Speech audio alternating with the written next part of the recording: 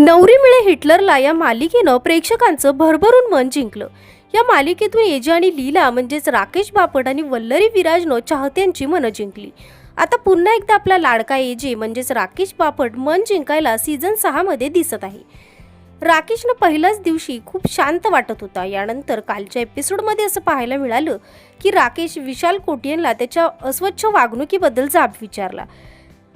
ज्यांच्या आतमध्ये टॉवेल्स आहे, तुम्हाला इथे धुवायचे असतील तर इथे टाका, असं तो म्हणताना दिसला। तसेच फ्रीजवरील भाज्यांवर देखील त्याने प्रश्न विचारला। यावर विशाल, आम्ही काय केलं पाहिजे हे तू आम्हाला सांगू नकोस, तू कॅप्टन नाहीस असं म्हटलंय। या प्रोमोवर चाहत्यांनी भन्नाट अशा कमेंट्स केल्यात।